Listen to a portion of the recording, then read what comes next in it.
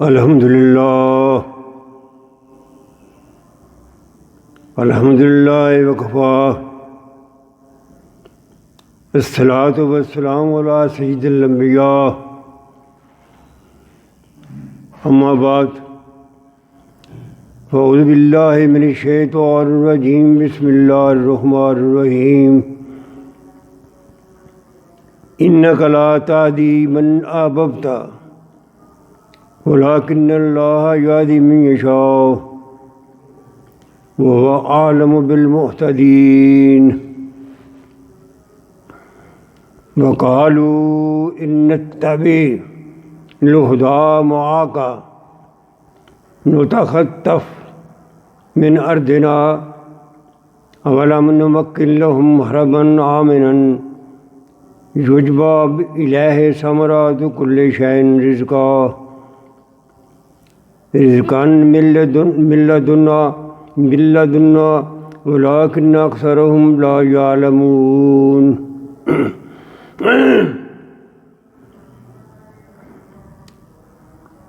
اس کا ترجمہ سماعت فرمائیے۔ یہ سورہ قصص کی آیت نمبر 56 اور 57 دو آیات ہیں۔ اے میرے محبوب پیغمبر، اللہ تعالیٰ فرماتا ہے کہ اے نبی، ہدایت کا سلسلہ، ہدایت میرے ہاتھ میں ہے، آپ کے ہاتھ میں نہیں ہے۔ اور کفار مکہ کہتے ہیں کہ اگر ہم نے دین اسلام قبول کر لیا ہم برباد ہو جائیں گے۔ انہیں کہو کہ یہ بیوقوف ہیں، انہیں پتہ نہیں ہے کہ اس وقت تم کعبہ ایک حرم کی جگہ ہے، امن کی جگہ ہے، اس سے فائدہ اٹھا رہے ہو، تو اس کو حرم کی جگہ کس نے بنایا؟ سامعین محترم، اگرچہ یہ خطاب نبی اکرم صلی اللہ علیہ وسلم کو ہے، لیکن دراصل یہ کفار مکہ کو بات سمجھائی جا رہی ہے۔ قرآن پاک میں بے شمار مقامات ایسے ہیں جہاں اللہ تعالیٰ کفار سے بات کرنا چاہتا ہے لیکن خطاب کرتا ہے نبی اکرم صلی اللہ علیہ وسلم کو۔ یہاں ہدایت کا فلسفہ، ہدایت کسے ملتی ہے وہ اللہ تعالیٰ نے بیان کیا ہے۔ اگرچہ نبی اکرم صلی اللہ علیہ وسلم رحمۃ للعالمین دیکھ رہے تھے کہ میری قوم ہے، یہ شرک کرتے ہیں، یہ جہنم میں جائیں گے۔ آپ کی قوم تھی، آپ کی برادری تھی، آپ تو زبردست خواہش رکھتے تھے کہ یہ مسلمان ہو جائیں، دوزخ کی آگ سے بچ جائیں۔ آپ کی خواہش کے باوجود مکہ کے سردار خاص طور پر آپ پر ایمان لانے کے لیے تیار نہ ہوئے۔ یہاں ہدایت کی بات کی جا رہی ہے کہ ہدایت کس طرح اللہ تعالیٰ دیتا ہے۔ اس کے پس منظر میں اور اس کے شان نزول میں دو واقعات ہیں، وہ پہلے سن لیجئے، پھر اس فلسفے کی بات ہوگی۔ بات اس طرح ہے کہ نبی اکرم صلی اللہ علیہ وسلم نے 7-8 سال تک جو الہی کلمۃ الحق، اللہ کا کلمہ بلند کیا، تو اس کی آواز افشا تک بھی پہنچ گئی۔ آپ کو پتہ ہے کہ افشا کا بادشاہ بڑا اچھا تھا، بعد میں مسلمان ہو گیا تھا، تو وہاں ابشا سے 20 عیسائی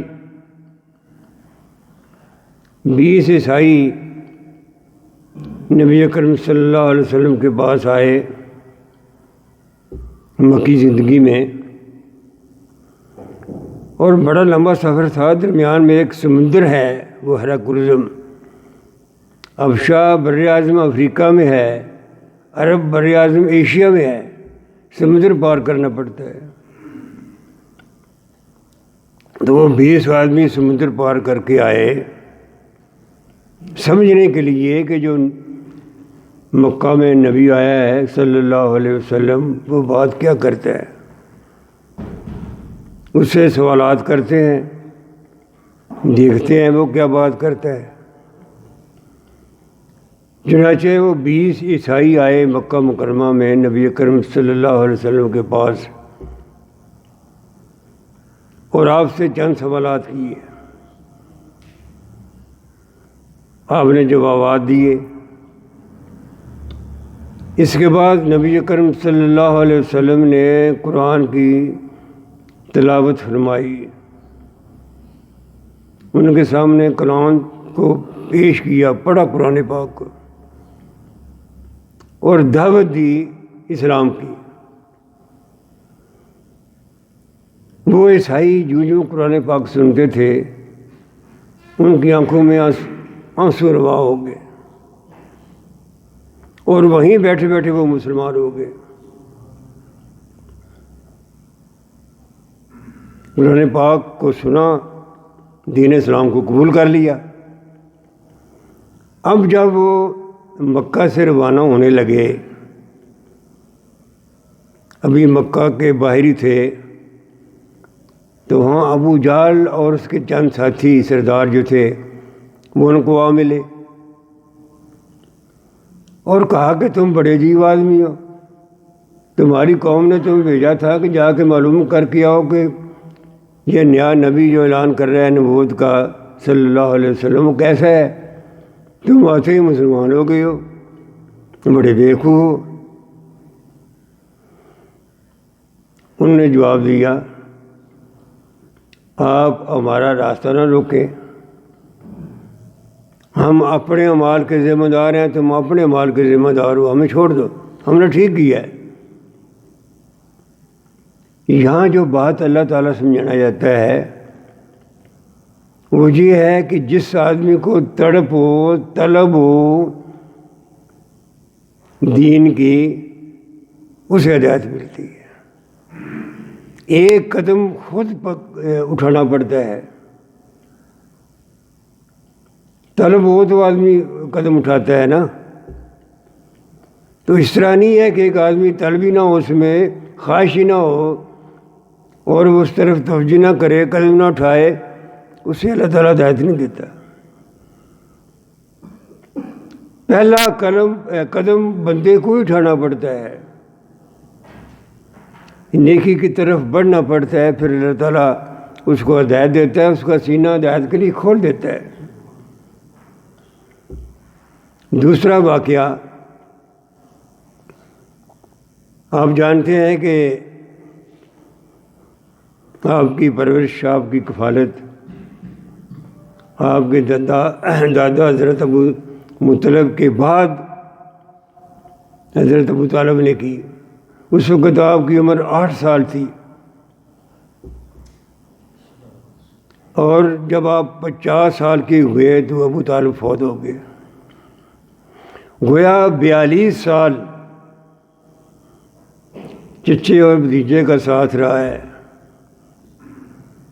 یہ دنیا میں بہت کم ایسے واقعات ہیں، ایک بھتیجا ایک چچا اپنے بھتیجے کی اس طرح حفاظت کرے،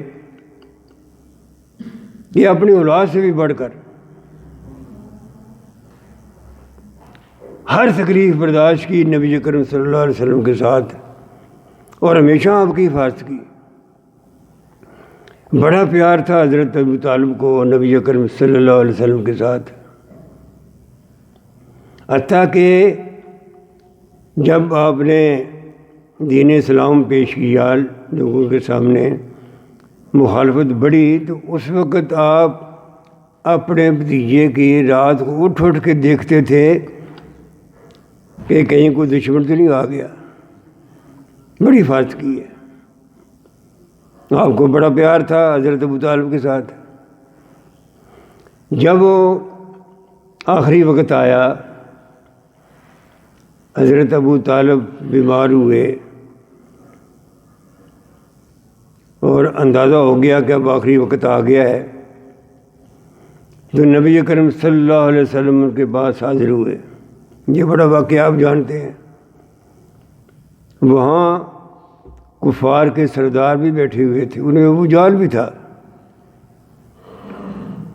نبی اکرم صلی اللہ علیہ وسلم نے اپنے پیارے چچا کے کان میں یہ بات کہی، اے چچا جان، اب اسی وقت ہی اب کلمہ پڑھ لیں تو میں اللہ سے سفارش کروں گا، اللہ سے سفارش کروں گا کہ آپ بخش دیے جائیں، آپ جنت میں آ جائیں۔ ارد گرد سارے سردار بیٹھے ہوئے تھے۔ ابو طالب نے ان کو بھی دیکھا، انہوں نے ابو طالب کو دیکھا، تو ابو طالب نے کہا کہ میں اپنے آبائی دین پر ہی قائم رہنا چاہتا ہوں۔ عجیب بات ہے، کہاں 42 سال کی رفاقت اور محبت، اور کہاں وہ آمادگی نہیں ہے ذہن میں، طلب نہیں ہے۔ اس بات کے باوجود کہ آپ نبی کریم صلی اللہ علیہ وسلم کو اچھی طرح جانتے تھے کہ یہ میرا بھتیجا کبھی جھوٹ نہیں بولتا، اس کا کردار ایسا ہے کہ دنیا میں آج تک اس طرح کا کردار کسی کا نہیں ہوا، یہ امام الانبیاء ہے۔ لیکن اس وقت بھی تاریخ یہ بتاتی ہے کہ وہ مائل نہ ہوئے۔ تو اللہ تعالیٰ فرما رہے ہیں، اے نبی تیری خواہش تو سب کے لیے ہے، خاص طور اپنے چچا کے لیے تو بڑی ہے نا، باقی تیری برادری ہے کفار مکہ۔ لیکن عتحد کا فلسفہ میرے نزدیک یہی ہے، میں رنگ نہیں دیکھتا، برادری نہیں دیکھتا، تلق نہیں دیکھتا، میرے نزدیک سارے انسان میں نے پیدا کیے ہیں، میں سب کا خالق ہوں۔ میں دل دیکھتا ہوں، خواہش دیکھتا ہوں، اور اس خواہش کے مطابق اس کو ہدایت ملتی ہے۔ میں زبردستی ہدایت اس طرح کی نہیں ہوتی کہ آدمی نہ چاہے، طلب نہ کرے، قدم نہ بڑھائے، اس کو ہدایت مل جائے، ایسا نہیں ہوتا۔ یہاں ایک بہت بڑا واقعہ، آدمی حیران رہ جاتا ہے کہ نبی کریم صلی اللہ علیہ وسلم کی خواہش تو سب کے لیے تھی، آپ رحمۃ للعالمین تھے، لیکن کتنی خواہش ہو سکتی ہے اپنے اس چچا کے لیے جس نے 42 سال آپ کا ساتھ دیا۔ لیکن اللہ بے نیاز ہے، اللہ کے اپنے فلسفے ہیں۔ اللہ تعالیٰ فرماتا ہے کہ ٹھیک ہے تیری خواہش ہے، لیکن میرا فلسفہ یہی ہے کہ جو دین تم پیش کر رہے ہو نا، جو اس کی طرف بڑھے گا، طلب کرے گا، خواہش کرے گا، دل کے دروازے کھولے گا، چاہے وہ بلال حبشی کیوں نہ ہو، میں اسے ہدایت دوں گا۔ آج مجھے یہ بات کرنے دیجیے، ہم مسلمانوں کو گھر میں پیدا ہوئے، مسلمان ہیں، اللہ کا شکر ہے، یہ اللہ کا فضل ہے، لیکن دین کی طرف، دین کو سمجھنا، اللہ کے احکامات کیا ہیں، نبی اکرم صلی اللہ علیہ وسلم کیا فرماتے ہیں، میرے لیے کیا حکم ہے فلاں کام میں، یہ ہماری اپنی طلب پر منحصر ہے۔ صرف اتنا کافی نہیں ہے کہ میں مسلمان کے گھر میں پیدا ہو گیا ہوں، جب تک طلب نہ ہوگی، خواہش نہ ہوگی کہ میں دین کو سمجھوں، وہ خالق کائنات، اس پورے کائنات کو پیدا کرنے والا، جس کے مجھے بھی پیدا کیا ہے، اس کی بات سنوں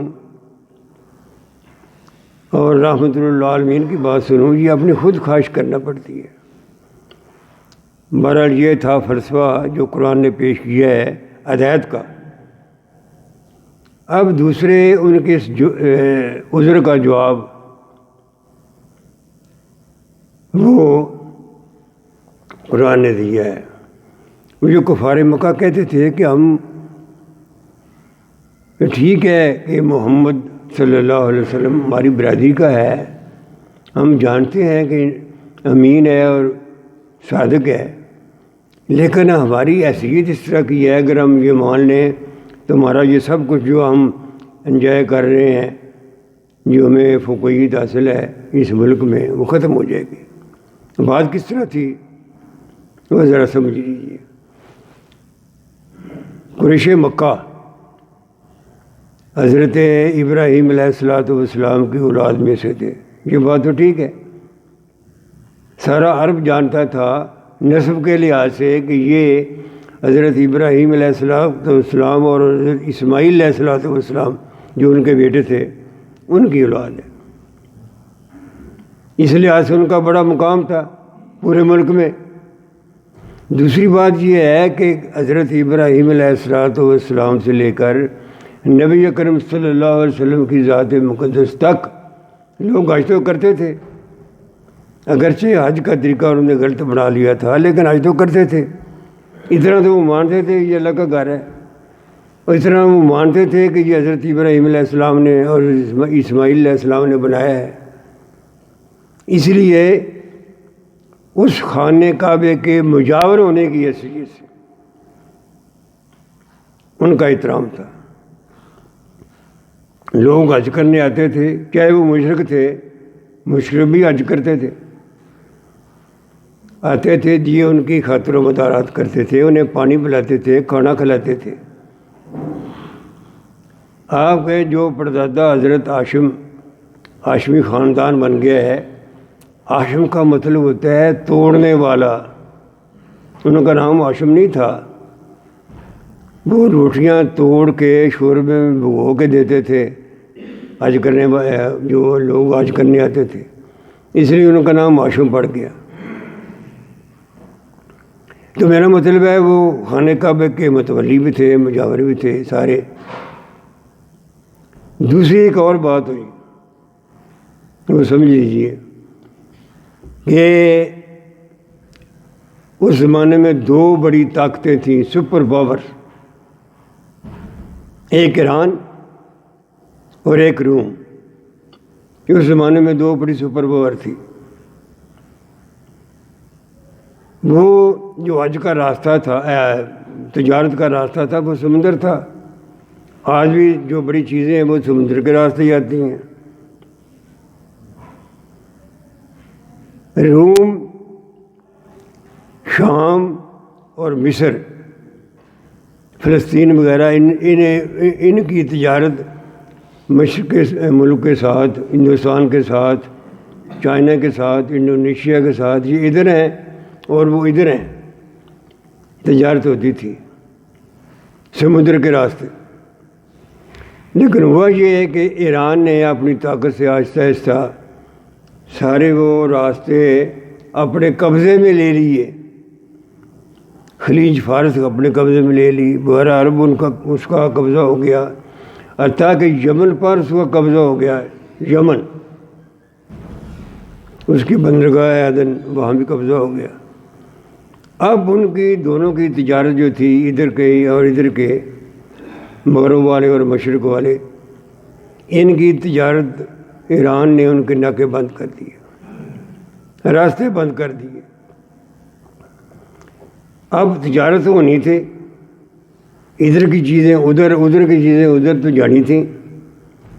تو یہ عرب جو سردار تھے ان کو موقع مل گیا کہ اونٹوں کے ذریعے، ظاہر ہے کہ وہ چیزیں پڑی ہوتی تھیں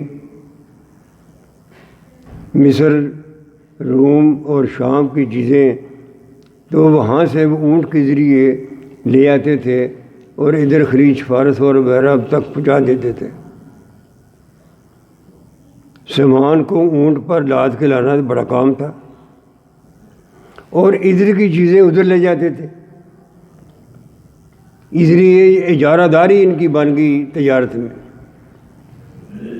جھگڑا تھا ایران کا، روم کا، لیکن تجارت پر اجارہ داری ان کی بن گئی۔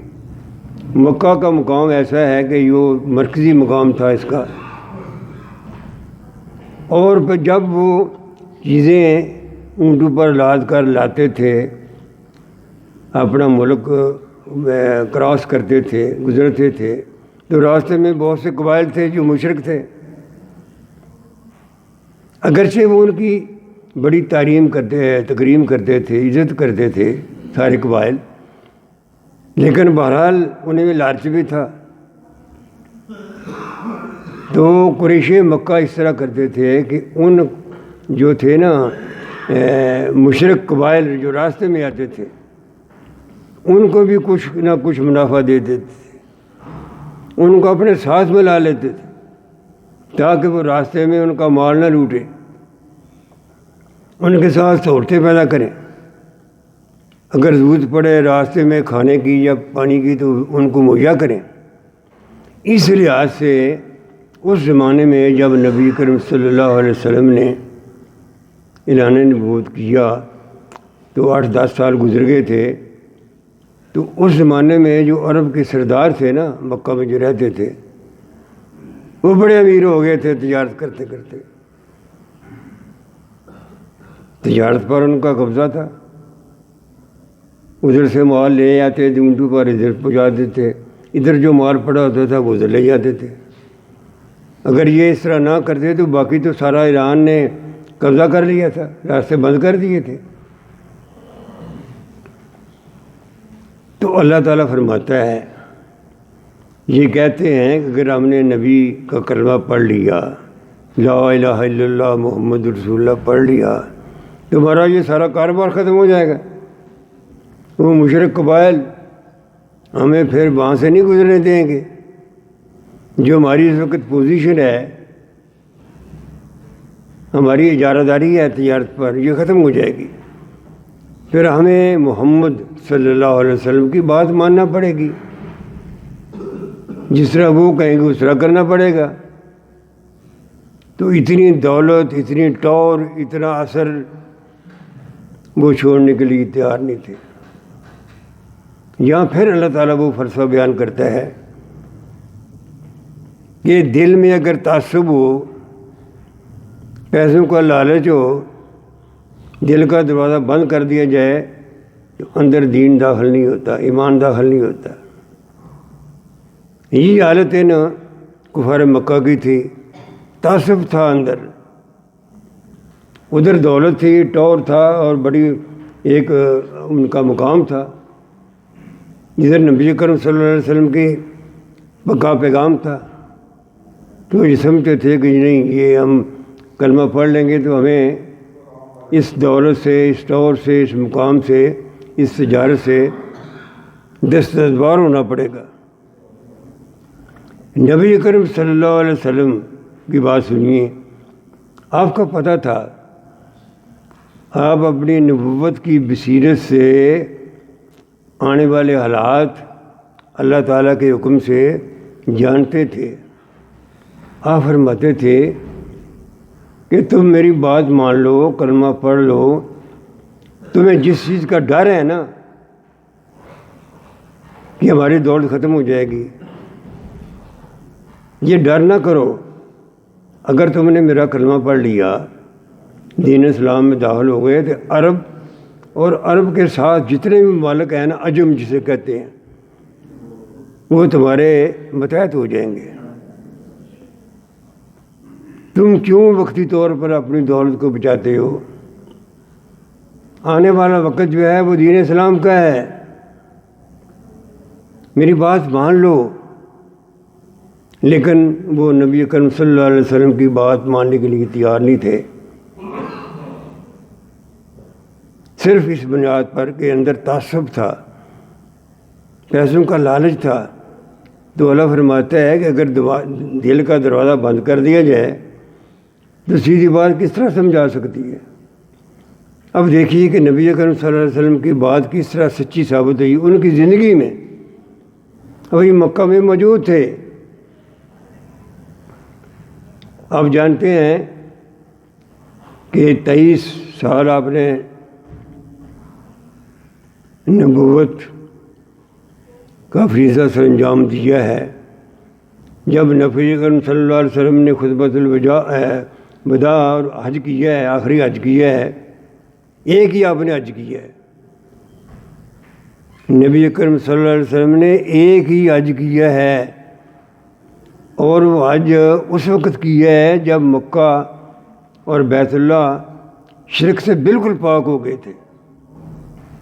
قرآن نے اعلان کر دیا تھا کہ آج کے بعد اس مکہ کی وادی میں، اس کے ارد گرد کوئی مشرک نہیں ہوگا۔ تو یہ نبی کی شان ہے، اللہ تعالیٰ اپنے نبی کو اس وقت حج کرا رہا ہے جب مکہ میں کوئی مشرک نہیں ہے۔ اچھا خیر، میں بات کر رہا ہوں کہ نبی اکرم صلی اللہ علیہ وسلم نے جب آخری حج کیا تو اس وقت 10 لاکھ مربع میل کا عرب کا علاقہ وہ آپ کے زیر نگیں ہو گیا تھا۔ کفار مکہ دیکھ رہے تھے جو زندہ تھے، ابھی کچھ تو مارے گئے تھے نا جنگ بدر میں، اور باقی دیکھ رہے تھے، وہ نسل باقی تھی ابھی کہ بھائی سارا عرب تو فتح ہو گیا ہے، ہم تو ویسے ڈر رہے تھے۔ اور پھر اس کی اور بات دیکھیے، نبی اکرم صلی اللہ علیہ وسلم کی بھیڑ گوئی کہ سارا عرب اور عجم تمہارا متحد ہو جائے گا۔ تو وہ کس طرح ہوئی کہ آپ جانتے ہیں کہ خلفائے راشدین کے زمانے میں، خاص طور پر حضرت عمر رضی اللہ تعالیٰ عنہ کے زمانے میں روم فتح ہوا، مصر فتح ہوا، ایران فتح ہوا، تو وہ جو علاقے جو سپر پاور تھیں وہ ان اللہ کے بندوں نے، ان صحابہ کرام نے وہ کھیڑ دی۔ یہ بھی دنیا کا عجیب و غریب واقعہ ہے۔ وہ لوگ جو بدست و پا تھے لیکن ایمان کی دولت سے مالا مال تھے، ایمان کی قوت سے انہوں نے، بڑی سپر پاور تھی ایران کی، بڑی سپر پاور تھی روم کی، ان دونوں کو تاریخ ہی بتا دیا، اکھاڑ دیا، ختم کر دیا۔ تو نبی اکرم صلی اللہ علیہ وسلم کی بات وہ مان لیتے تو بات تو سچی تھی کہ تم اگر کلمہ پڑھ لو تو سارا عرب اور عجم تمہارے متحد ہو جائے گا۔ لیکن بات وہی ہے جو اللہ تعالیٰ بیان کر رہا ہے، فلسفہ ہدایت کا بیان کر رہا ہے کہ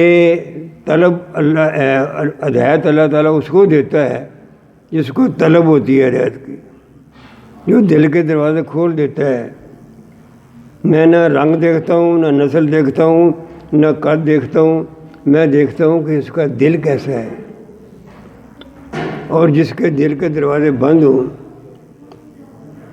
تعصب ہو اور کسی کی بیماری ہو تو اس کو ہدایت نہیں ملتی۔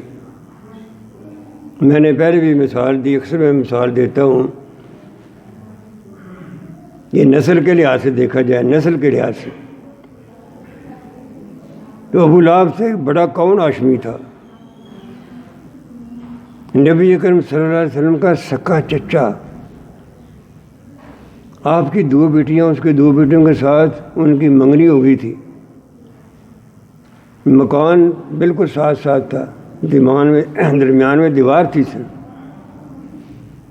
لیکن ابو لہب کا دل کا دروازہ کھلا نہ، تعصب کی وجہ سے دل کا دروازہ بند رہا۔ اس کے پاس بڑی دولت تھی، مال تھا۔ ابو لہب اس لیے کہتے ہیں کہ لہب کا مطلب ہے شعلہ، اس کا چہرہ اتنا خوبصورت اور رنگ اتنا گورا تھا کہ لوگ کہتے تھے یہ ابو لہب ہے، اس کے چہرے پر تو پورا ایک شعلہ چمک رہا ہے۔ لیکن اس کے مقابلے میں کیا ہوا؟ اس فلسفہ جو ہے قرآن نے بیان کیا ہے ہدایت کا، بلال، حضرت بلال رضی اللہ تعالیٰ عنہ، جن کے باپ کا نام تو پتہ ہے تاریخ میں ربا ہے، ان کے دادے کا نام نہیں ہے، کوئی عصب نہیں ہے، کوئی دولت نہیں ہے اپنے پاس، غلام ہے، رنگ بھی کالا ہے، لیکن جب وہ ایمان کی دولت سے فیض یاب ہو گیا تو ابو لہب قرآن نے فیصلہ کر دیا اس دنیا میں، بتا دیا اس کی زندگی میں کہ وہ جہنمی ہے، اسی زندگی میں بتا دیا۔ ابو لہب ابھی زندہ تھا جب یہ سورت نازل ہوئی ہے، زندگی میں بتا دیا کہ وہ اور اس کی بیوی جو ہے یہ دونوں جہنمی ہیں۔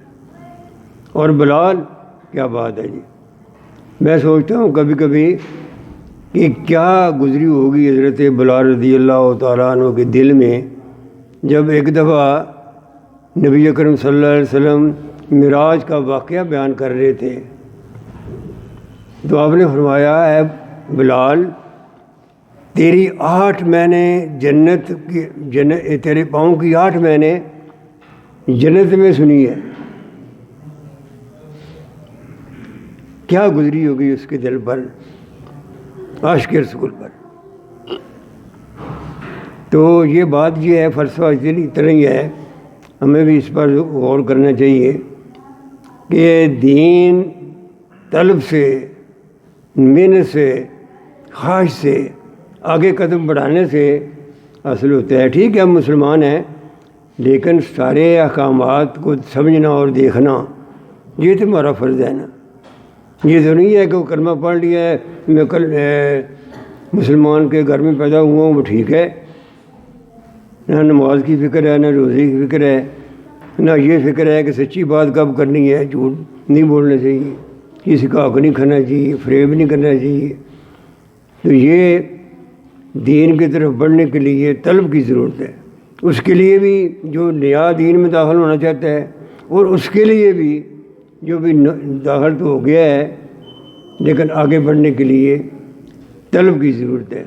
اللہ ہمیں ہدایت دے، وما علینا الا البلاغ۔